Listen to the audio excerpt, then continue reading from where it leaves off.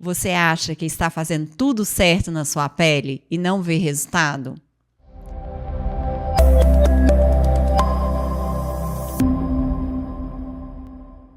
Eu sou Renata Fontani, especialista em pele, e hoje nós vamos conversar com o Dr. Ricardo Moreira, dermatologista e infectologista.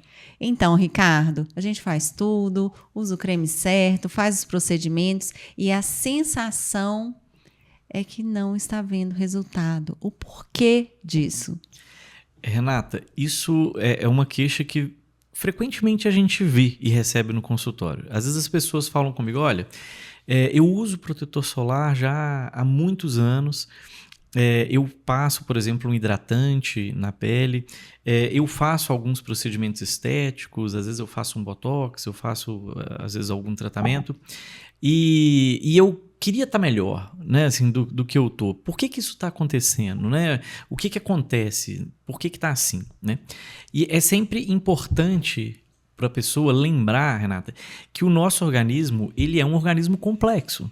E que a gente tem múltiplos fatores que influenciam no desenvolvimento, na melhoria do organismo, mas também tem múltiplos fatores que levam à piora da pele. Ao envelhecimento, às vezes até uma aceleração desse envelhecimento. Exatamente, né? Isso. Então, essas coisas todas, por exemplo, usar um bom protetor solar, usar um bom hidratante, isso é muito importante, né? Assim, se a gente for pensar a longo prazo para o envelhecimento. A gente tem... Mas não é só isso, mas né? não é só isso, exatamente. A gente tem, se a gente for pensar, um processo de envelhecimento que é muito associado à exposição solar, a um fotoenvelhecimento da pele. A gente tem um envelhecimento que é vinculado à passagem do tempo, que a gente chama de cronoenvelhecimento, que é do próprio processo de envelhecimento celular, né? Mas a gente tem múltiplos fatores também ambientais que interferem nisso e tem múltiplos fatores internos. Então, muitas vezes, a pessoa ela tem, por exemplo, um uso de protetor solar que previne esse fotoenvelhecimento.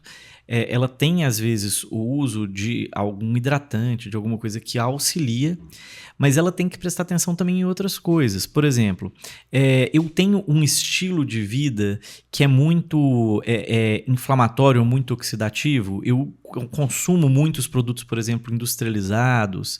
Tem uma alimentação muito errada. Uma alimentação muito errada. Eu sou uma pessoa que fuma, por exemplo, e que tem muito contato com substâncias que levam a um envelhecimento do ponto de vista celular mesmo, né? Assim, a um desgaste, a um estresse celular maior. Né? E tem profissões também, né, Ricardo, que são mais estressantes, que consomem mais, né? Tem pessoas que trabalham à noite, tem pessoas que voam. Tem várias profissões que acabam piorando esse envelhecimento biológico, talvez, não? Isso. Quando a gente pensa nesse processo de envelhecimento, Renata, é muito comum, por exemplo, quando a gente pensa em pele, as pessoas falarem assim, uma pessoa que trabalha com exposição solar excessiva, por exemplo, uma pessoa que trabalha no ambiente rural ou que trabalha andando na rua o tempo todo, porque a gente pensa em exposição, a gente lembra muito da pessoa que trabalha no campo. Mas a gente tem que lembrar... Ou praia, por exemplo. Mas a gente tem que lembrar que quem trabalha na rua todo dia, num país ensolarado como o Brasil, é uma pessoa altamente exposta ao sol. Às vezes vendedor, né? Representante. Um vendedor, um representante, exatamente. Uma pessoa que é do comercial de uma empresa que trabalha fazendo contatos não só online, não só no escritório. É uma pessoa que tem uma alta taxa de exposição solar. Você tem a questão do sono, por exemplo, que é muito importante. Uma pessoa que dorme pouco, uma pessoa que trabalha em escala de turno, uma pessoa que tem um trabalho que é muito estressante e perde muito sono pelo estresse do trabalho, né? Assim, ou que tem um estilo de vida que ela é preocupada demais e ela nunca se preocupou em tratar essa preocupação excessiva. Então, isso tudo acaba sendo um vilão para que as coisas não aconteçam tão bem quanto a pessoa gostaria. Às vezes uma doença também, né, Ricardo? Sim, doenças, alterações hormonais, né, Renata? Doenças autoimunes. Às vezes até doenças ocultas, digamos assim, que a pessoa demora a fazer um diagnóstico até essa percepção. Às vezes é uma pessoa, por exemplo, que tem uma doença que é facilmente tratável, por exemplo, um hipotiroidismo, que a gente trata com uma certa facilidade, mas que até ela descobrir, ela teve uma perda grande já de funcionalidade e de qualidade, por exemplo, da pele.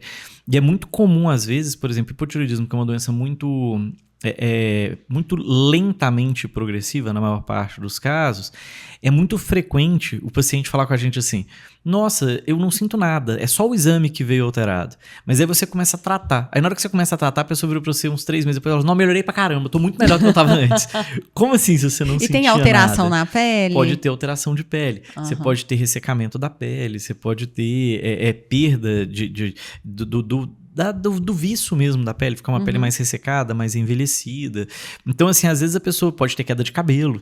Então, assim, às vezes a pessoa não percebe aquilo que está acontecendo porque foi acontecendo de uma forma muito lentamente progressiva, mas na hora que você trata, ela nota melhora. E ela começou a achar que aquilo era normal, era normal para ela. O meu envelhecimento é esse mesmo. E aí, o creme que ela usar, o protetor solar que ela usar, não vai fazer tanta diferença assim, porque ela tá com um fator que tá prejudicando ela previamente, exatamente. Então a gente vê isso, por exemplo, alterações hormonais, uma pessoa que está entrando na menopausa, por exemplo, ou uma pessoa que tem uma testosterona mais baixa, ela vai ter um processo de envelhecimento do organismo que é acelerado, né? Assim, que é diferente da pessoa que está no auge da produção hormonal. Né? Não foi ao médico para fazer um exame, não percebeu que aquilo está acontecendo ali. E está investindo, às vezes, que é o que a gente sempre fala, né? Que a estética não é só a questão do injetor, né? Não de quem faz o procedimento. O indivíduo tem que ser tratado por um todo. Por isso a importância de procurar um médico especialista. Um especialista, um dermatologista que consiga fazer esse diagnóstico, que consiga ver o que de melhor pode ser feito para aquela pessoa de uma forma global. E não é só pontual, né? E assim como tem esses vilões, vamos dizer assim, o que seria a melhor estratégia, então, né, Renata? Assim, então, primeira coisa é você ter um diagnóstico correto. Você conseguir encarar a realidade e tentar ver por múltiplos fatores, e não como um fator isolado, né? Assim, poxa, se eu faço tudo certinho, o que falta fazer? Provavelmente falta fazer alguma coisa que entra nesse pé de coisas que vão te ajudando a envelhecer mais rápido, né? Eu uso protetor solar, eu uso hidratante, sim. Mas será que tem alguma alteração hormonal? Será que tem alguma patologia? Alguma doença? Será que tem algum fator intrínseco do meu organismo que está acelerando esse processo de envelhecimento, por exemplo? Será que eu tenho algo a fazer na minha profissão que é mais direcionado para que eu previna mais dentro daquilo que eu sempre vou fazer, que é o meu trabalho? Né? Então, isso é um primeiro passo. Né? Outra coisa é lembrar que a gente não vai fazer tratamentos só externos, né? Assim, às vezes você vai precisar de fazer uma suplementação, vai ter que fazer algum tratamento, por exemplo, hormonal, se for uma pessoa que está na menopausa, se for, por exemplo, um hipotiroidismo, você vai ter que tratar, né? Assim, então, lembrar isso, né? Assim, E os próprios procedimentos estéticos, eles necessitam de planejamento. Exato. Porque o que eu vejo muito em consultório é que o paciente vem especificamente, às vezes, com um procedimento que ele entendeu que ele quer aquele procedimento, mas ele não faz um planejamento a longo prazo.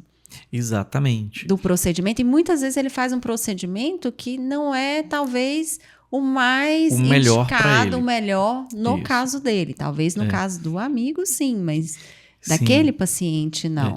Isso. E aí, às vezes, ele não tem aquele resultado que ele gostaria de ter. Exato. E ter um programa de tratamento, que é isso que você falou, que é baseado no caso individual. Né? Assim, um programa de tratamento que seja individualizado, que seja mais organizado. Ter confiança no profissional. Sim, né? Porque a partir do momento que você vem para uma consulta, você tem que confiar naquele profissional. Se ele está te falando que... a gente não fala por um acaso. Tudo isso tem um estudo.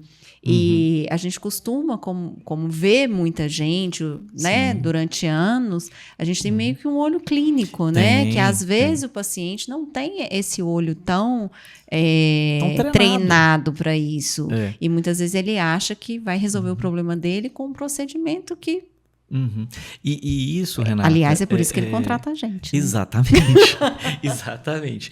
E isso do olhar clínico, da indicação, do caminho, né, para se ajudar, é claro que tem que ser casado com a expectativa e com o desejo do paciente, mas isso segue um caminho, uma estratégia que ela é técnica, na verdade, né?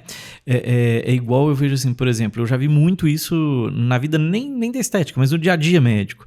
Às vezes uma pessoa passa mal, por exemplo, e tá, sei lá, teve uma diarreia, teve um quadro abdominal, por exemplo, teve uma diarreia com sangue, e às vezes vira uma pessoa e fala assim, mas por que não chegou lá e já não fez uma tomografia de uma vez? Mas, por exemplo, a tomografia, ela só vê órgão sólido bem, ela não vê órgãos ocos bem. Se você for pensar no intestino, talvez era melhor ser feito uma colonoscopia e não uma tomografia.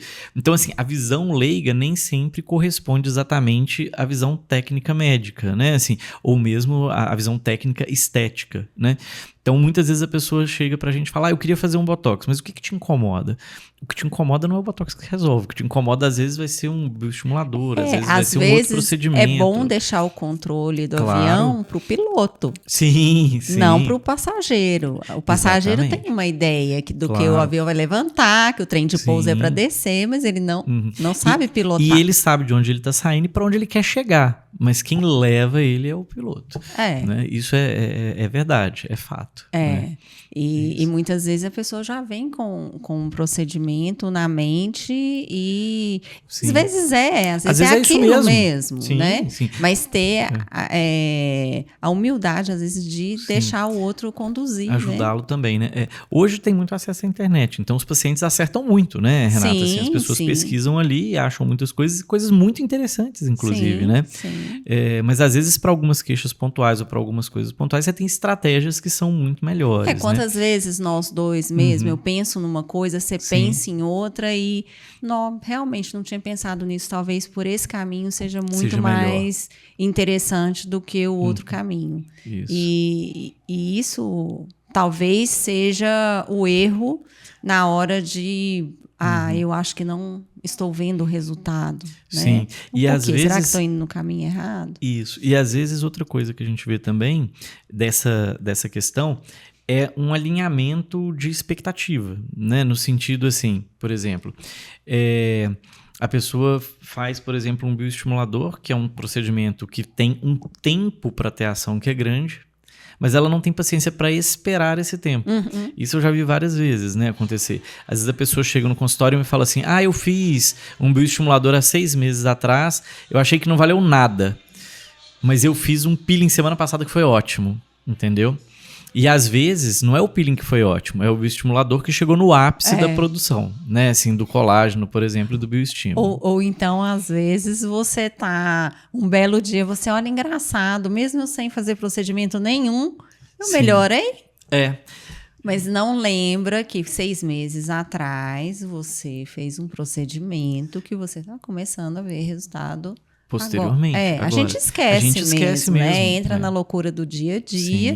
Sim. E precisa de continuidade, né? Isso é uma das coisas que vale a pena, por exemplo, registrar sempre em foto, né? Assim, quando a gente faz procedimentos, a gente sempre pede, olha, faz uma foto para você. Não é para mim, não. É para você saber como que estava antes, como que tá agora. Porque a gente acostuma muito rápido, né? Com a mudança. Muito rápido. Muito rápido. Principalmente quando a mudança é boa. Sim. Como é que você fala? Que acostumar com o bom é fácil. O preenchimento, né? Como é que é? O procedimento que ficou muito bom, ele acaba mais rápido. Sim, é verdade. A pessoa tem sempre essa sensação. Né? Porque o que ficou muito ruim, ela vai ficar ali olhando toda hora incomodada com aquilo ali. O que tá bom demais. Ela nem lembra e na hora que percebe, ela fala, nossa, já tá acabando. Ou então acontece muito também da pessoa consertar um defeito e começar a prestar atenção em outro defeito. Isso também é muito frequente. Então, às vezes, não é que a pessoa está fazendo e não está dando certo. É a percepção dela também que ela não está conseguindo ter do todo, né? Mas a principal estratégia é isso. É tratar de uma forma mais integral, de uma forma mais global o paciente e ter um plano mais a longo prazo de tratamento. Mais assertivo. Mais assertivo, né? Isso. Ô, Ricardo, realmente é um assunto para muito tempo, né? Sim. Eu gostei demais. Sempre gosto de conversar com você sobre esses assuntos, porque a gente consegue perceber o que a gente está ali fazendo de errado e o que a gente pode melhorar. Gostaria de te agradecer. Espero que você tenha gostado. Sim, muito obrigado, Renata. Adorei conversar aqui hoje também. Eu também.